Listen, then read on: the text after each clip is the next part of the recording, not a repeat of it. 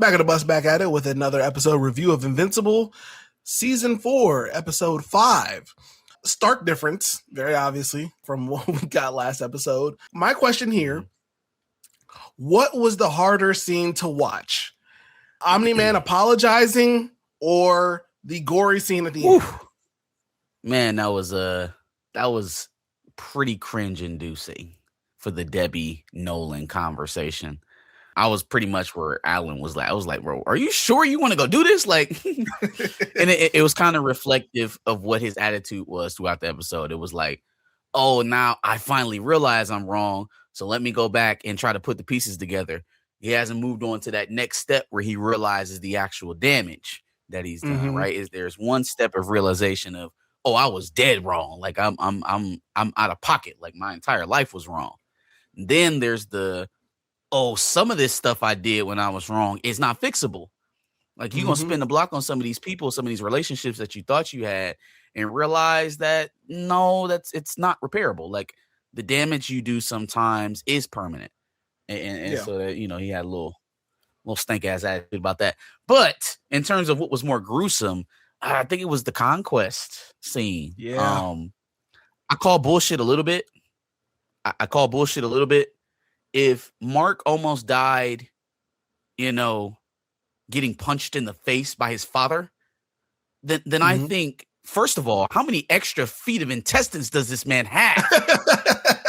I mean, he was just sitting there pulling for a minute. He didn't get to a lung. Nothing. It was he didn't all think to reach up a little bit higher and grab this man's heart.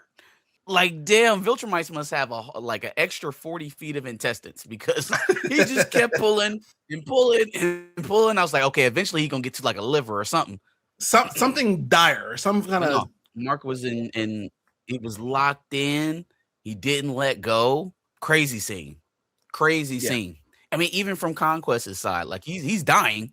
He is actively dying. Like he needs the oxygen. He was already flying in space, and their way of getting around in space without helmets or anything like that is just basically holding their breath.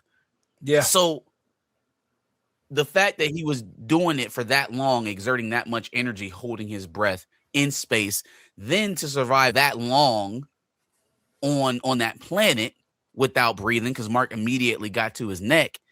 Yeah, it was a huge feat from both of them. It does put us in another. This is like another level up point. You know what I'm saying? If this is if we're looking at like a map and we're kind of climbing up the mountain and we're hitting our bosses, Mark has gotten up to a level now where you could potentially start saying, okay, well, maybe Omni-Man's not the tip of the spear here. Maybe it's Mark now. Maybe Mark is the one that we're looking for to actually lead us and not just be a piece of the anti-Viltrumite army. So something to pay attention to there. And I think that this was a nice cap to all of that I have to kill now energy, because it gives it a better end than him having to learn a lesson about lethal force the other way. You know what I'm saying? Him making a mistake. That's where I felt like we were going at first. I see now they were building us into a point where he would kill a threat like Conquest without hesitation, as fast and as swiftly as he possibly can now, because of how he's been moving in these last couple of episodes, or even just leading up into this season, as opposed to him going bad guy, because, you know, that's the only way to get things done. So I appreciated that. Facts. You had mentioned that maybe it's Mark's time to lead the situation. We obviously saw Conquest versus Omni-Man in this episode as well. And it seemed as if Omni-Man had a bit of a struggle, and we see Mark basically kills Conquest by the end of this episode. So, I mean, are we at a point where Mark is stronger than Omni-Man potentially, or are we at like a crossroads here? Yeah, I wouldn't say he's there yet. Maybe he's closing the gap. I do think Nolan is still stronger, but I think temperament and other leadership qualities that people might gravitate to, and likability and such, and not a history of murdering family members and whatnot. Trust, or at least friends. Trust, yeah. Those things will probably make Mark the more attractive leader. Is he flat out more? Is he more powerful than Omni-Man right now? I have a hard time seeing that. Omni-Man is 1,000 years old. Yeah. So, on top of just raw skill set, there is experience. There's, war hardened logic. I think the fact that, again, Mark has those leadership qualities will kind of push him toward the forefront, as opposed to Nolan, where everybody's just kind of looking over their shoulder to make sure he's not going to murder them. Got you. Yeah, that's fair. All right, let's dial it back a little bit. Obviously, Omni-Man and Alan showing up interrupted Eve from discussing a certain something with Mark, and she's yet to bring it up. And still didn't do it. Bro, I might die. Like, you just definitely should have said it. The night before I left, you definitely should have said something. It's one thing if I'd have left immediately after talking to Nolan when he pulled up to the house with Alan, but no, we had this whole family dinner. We had the last day with my mom and Paul and Oliver. Like, yeah, no, you should say something now. Maybe she was thinking that if I tell him, he'll change his mind. He won't go. Yeah. Yeah. I don't know, man. I think that would have motivated him even more. If he's already like, all right, I have to do this to save all the people of Earth. You don't think making the most precious life to him possible, also being at risk, wouldn't just drive him to do what he needs to do even more? Possibly. That's the realization of becoming a parent, becoming a dad. Like, all right, well, at first it was just a bunch of random strangers that I was saving, and some family members in there. And then it became, me times two. It's my likeness. It is my legacy. It is probably the most important thing I'll ever do on this planet. So, like, I think that would make him push even more. I think that would make him even more motivated to go out and strike this threat, because now it's not just a whole bunch of superpowered individuals and some vulnerable ones and a government and a whole bunch of individuals you never met. It is your legacy. It is you. It is your son or daughter or whoever it is. So, like, yeah. I think it changes from just some faux heroic shit to actual, what would you do to save your child? I have a legitimate reason to save everything, because of what happened with him and Omni-Man. Especially, yeah, he would want to get as far away from Omni-Man in terms of being a parent as possible. And Omni-Man would be like, all right, fuck it, Mark. We're going to fly away. We're going to go to another planet. Right. Omni-Man would just pick up him, Oliver, and Debbie and bounce.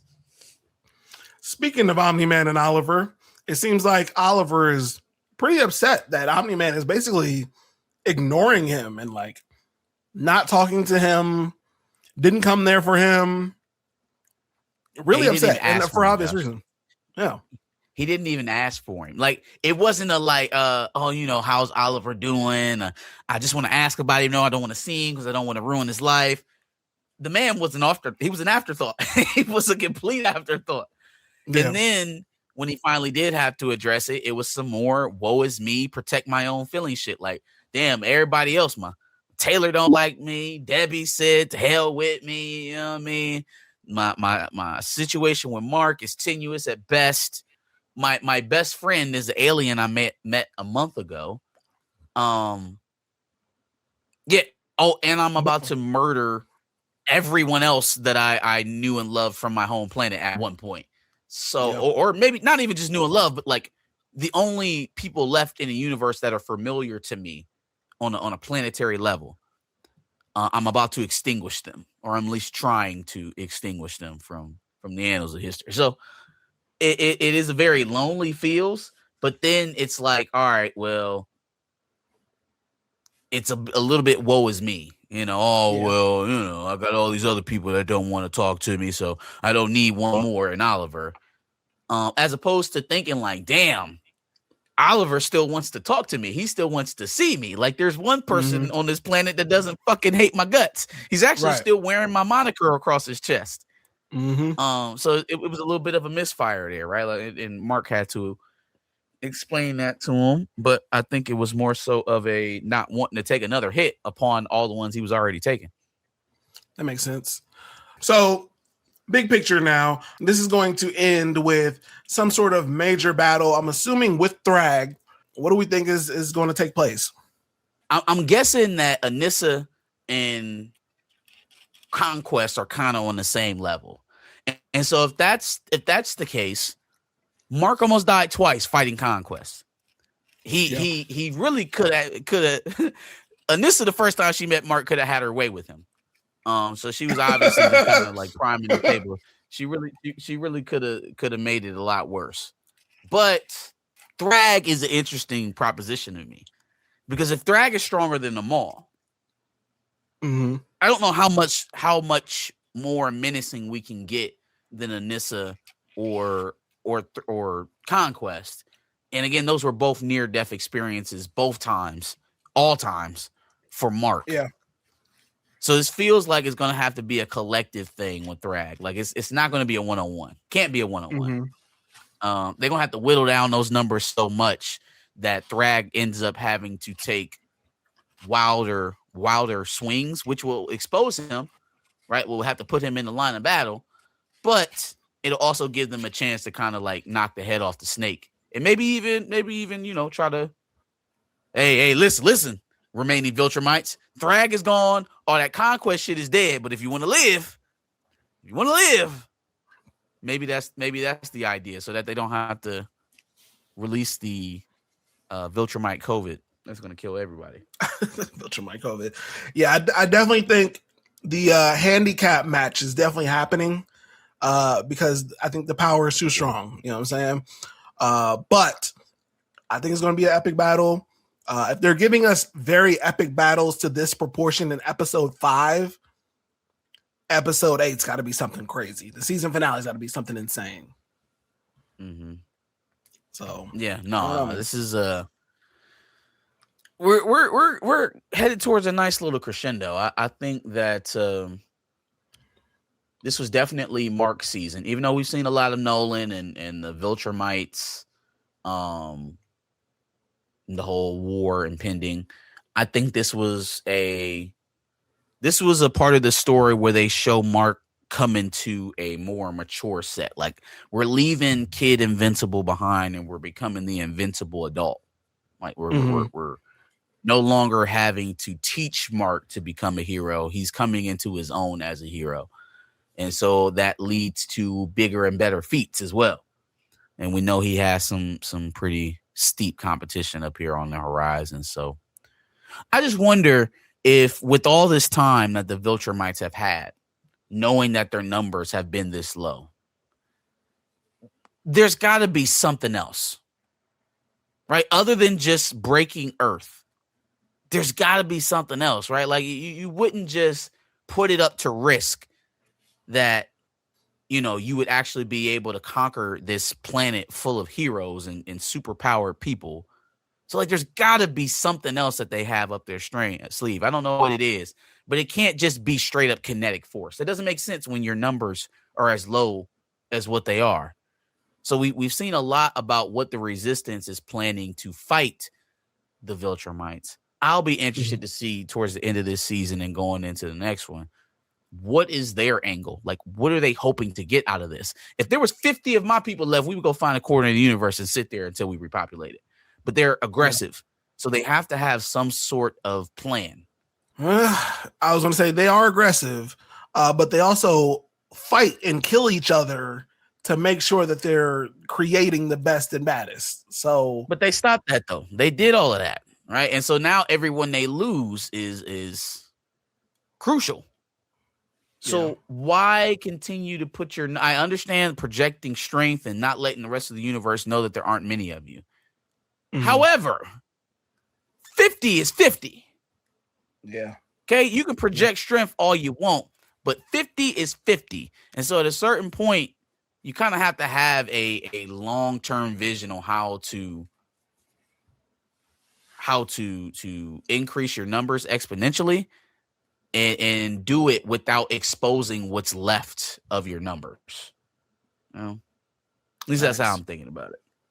Makes sense. Anything else for episode 5? Man, that's it for me. Great episode, great watch. Like, share, subscribe. Let us know what you guys thought about this week's episode 5 of season 4. We'll be here next week with episode 6. Doing it all again. Come check us out. Absolutely. And make sure you check out our playlist full of Invincible reviews, where we've talked about previous seasons. And make sure you check in with us every Monday at 10. We'll have another review for you next week. Peace.